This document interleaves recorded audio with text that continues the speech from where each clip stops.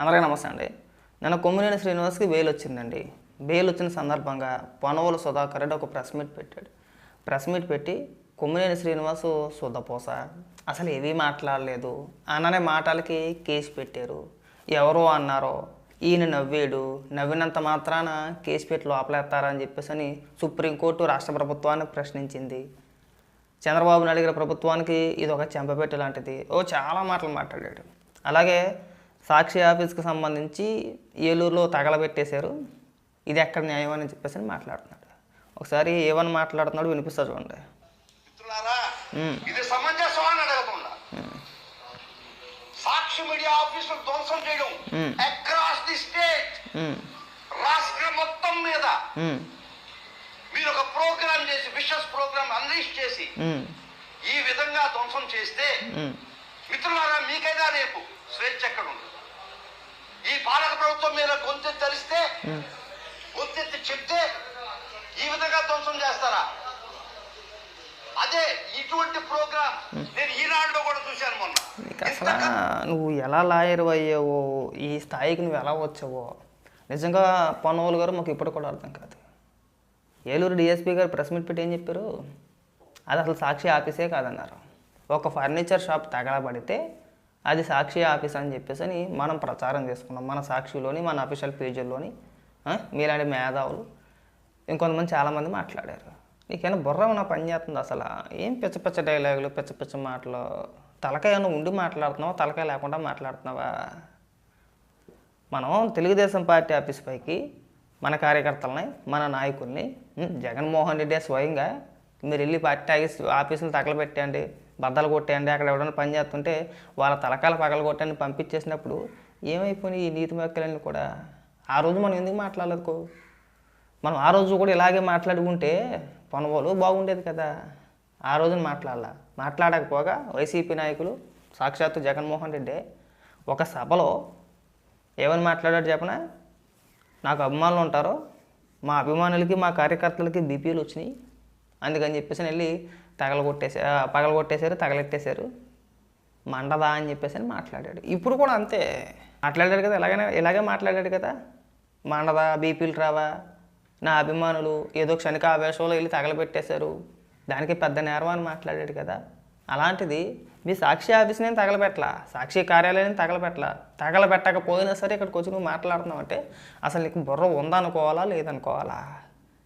నేను అటు నుంచి సాక్షి లేకుండా కొమ్మినేని శ్రీనివాస్కి బెయిల్ వచ్చిందో లేదో ప్రభుత్వానికి చెంపపెట్టు, నవ్వుతే అరెస్ట్ చేస్తారా, సొదపోస బెయిల్ వచ్చేసింది, ఇంక మేము ఎరగదీసేస్తాం, మేము పొడిచేస్తాం, ఇన్ని కేసుల్లో ఒకదానికి బెయిల్ వచ్చిందని చెప్పేసి అని ప్రెస్ మీట్ పెట్టి గొంతు చించేసుకొని పెద్ద పెద్ద డైలాగులు కొడుతుంటే నేనేమనాలో మాకు అర్థం కావట్లా. డైలాగులు వద్దండి, మీరు అంతకంటే ఎక్కువ అరాచకాలు సృష్టించారు రాష్ట్రంలో.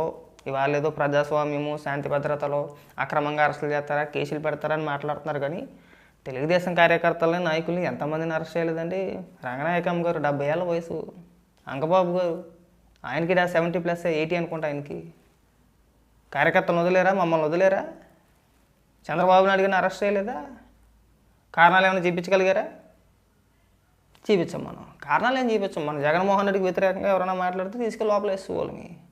మీరు ఇంకా స్వేచ్ఛగా బయట మాట్లాడుతున్నారు కాదు. ఉన్నది అర్థం ఏంటంటే వాస్తవాలను పక్కన పెట్టేసి ఏదో ప్రజలు మభ్య పెట్టాలి కదా, మనకు కొన్ని గొర్రెలు ఉన్నాయి, ఏం చెప్పినా సరే వింటారనే ఉద్దేశంతో నువ్వు ఇలాంటి ప్రెస్ మీట్లు పెట్టి పెద్ద పెద్ద మాటలు మాట్లాడుతున్నావు. కానీ కొమ్మినేని శ్రీనివాస్ ఏం మాట్లాడాలో చూడలేదా? ఏమంటే రాష్ట్ర ప్రజలందరూ చూడలేదని కొమ్మినేని శ్రీనివాస్ అనే వ్యక్తి ఆ డిబేట్లో ఏం మాట్లాడారు, ఎలా ప్రోత్సహించాడని చెప్పి చూడలేదా? పోనీ కృష్ణరాజు మాట్లాడినప్పుడు ఖండించకపోగా నవ్వాడండి. నవ్వి ఆ డిబేట్ని కంటిన్యూ చేశారు.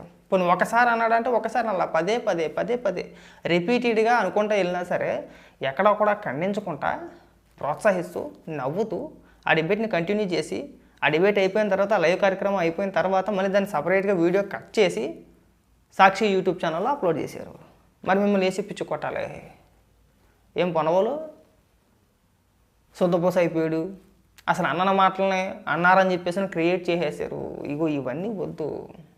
నేను తల్లికి 100 డబ్బులు పడ్డాయి కదా, దాన్ని డైవర్ట్ చేయడానికి కొమ్మినేని ఇష్యూని తీసుకున్నారు. ఇప్పుడు ఎవరు మాట్లాడినా కానీ ఒకరు కాదు, ఇద్దరు కాదు, ఇంచుమించు ఒక 7 8 ప్రెస్ మీట్లు పెట్టారు. నన్ను అయితే కనుక కొమ్మినేని ఇష్యూ మీద కొమ్మినేనికి బెయిల్ వచ్చిందని చెప్పేసి అని ఈ తల్లికి వందనం ప్రోగ్రామ్ ఏదైతే ఉందో డైవర్ట్ చేయడానికి ఒక 9 మందో 10 మందో ప్రెస్ మీట్ పెట్టి కొమ్మినేనికి బెయిల్ వచ్చింది, ప్రభుత్వానికి చెంపపెట్టు, ప్రభుత్వం ఓడిపోయింది, ప్రభుత్వం పైన సుప్రీంకోర్టు ఇలాంటి వ్యాఖ్యలు చేసింది, తీవ్రమైన వ్యాఖ్యలు చేసింది. సుప్రీంకోర్టు ఏం తీవ్రమైన వ్యాఖ్యలు ఏం చేయలే, మనం డైవర్ట్ చేస్తున్నాం అంతే. పైగా తల్లికి వందనం పైన కూడా ఏడిపే. జగన్మోహన్ రెడ్డి 2019 ఎన్నికల ప్రచారంలో ఏం చెప్పాడు? ఎంతమంది ఉంటే అంతమందికి 15,000 రూపాయలు చొప్పున, ఇద్దరుంటే 30,000, ముగ్గురుంటే 45,000, ఎంతమంది ఉంటే అంతమందికి ఇచ్చుకుంటూ పోతా ఉన్నారు కదా. ఎంత ఇచ్చారు? గెలిచిన తర్వాత ఎంత ఇచ్చారండి? ఒక్కరికి. ఎంతమంది పిల్లలు ఉన్నా సరే ఒకరికే ఇస్తామని చెప్పేసి 13,000 రూపాయలు ఇచ్చారు. ఇవాళ ఇంట్లో ఎంతమంది పిల్లలు ఉంటే అంతమందికి ఇస్తున్నారు.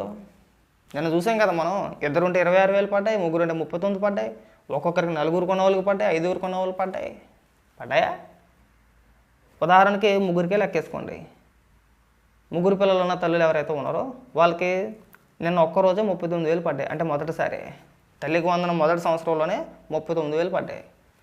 మీరు 5 ఏళ్ళు పరిపాలించి మీరు తల్లికి అమ్మఒడి పేరుతో మీరు ఇచ్చింది 3 సంవత్సరాలే. 5 ఏళ్ళు పరిపాలించారు కానీ మీరు ఇచ్చింది 3 సార్లే కదా. 3 13 ఎంతండి? 39,000. నువ్వు 5 ఏళ్ళు పరిపాలిస్తే నువ్వు ఇచ్చింది అమ్మఒడి పేరుతో 39,000. ఇక్కడ అలా కాదు, మొదటి టర్మ్లోనే పడిపోయినాయి కదా. కొంతమందికి అయితే పడ్డాయా? ఇద్దరున్న తల్లులకి 26,000 పడ్డాయి. మనం వీటి గురించి ప్రస్తావన తేకుండా కొమ్మినేని ఇష్యూని తీసుకొచ్చేసి కొమ్మినేని సొదపోస అసలు ఏమనలేదు, సుప్రీంకోర్టు మొట్టికాయలు వేసిందని మాట్లాడుతున్నారు. పైగా నువ్వు ఇక్కడికి వచ్చి అన్యాయం, అక్రమం, ప్రజాస్వామ్యం, మిత్రులారా మీకు ఇలా మీరు పెంచి పోషించింది ఇదంతా కూడా మనం పెంచి పోషించిందేనా? పనులు మన నాయకులు మన కార్యకర్తలు ఇష్టానుసారంగా మాట్లాడి ఇష్టానుసారంగా దాడులు చేసి పార్టీ ఆఫీసులను తగలబెట్టేసి ఎవరి మీద పడితే వాళ్ళ మీదకి దాడులకు వెళితే కేసులు పెట్టుకుంటూ ఉంటారా? పెట్టరా అండి? మీరు పెట్టరా? ఆ రోజైతే కేసులు పెట్టలేదు, ఎవరిని అరెస్ట్ చేయలేదు. పైగా ఎక్కడికి వచ్చి సొంతపూస మాటలా చెప్పుకోవడానికి సిగ్గు ఉండాలండి. దేని గురించి అయినా సరే ఒక విషయం డైవర్ట్ చేయాలంటే వీళ్ళు ముందే వచ్చేస్తారు. నేను తల్లికి వందనాన్ని డైవర్ట్ చేయడానికి కొమ్మినేని ఇష్యూని తీసుకొచ్చారు.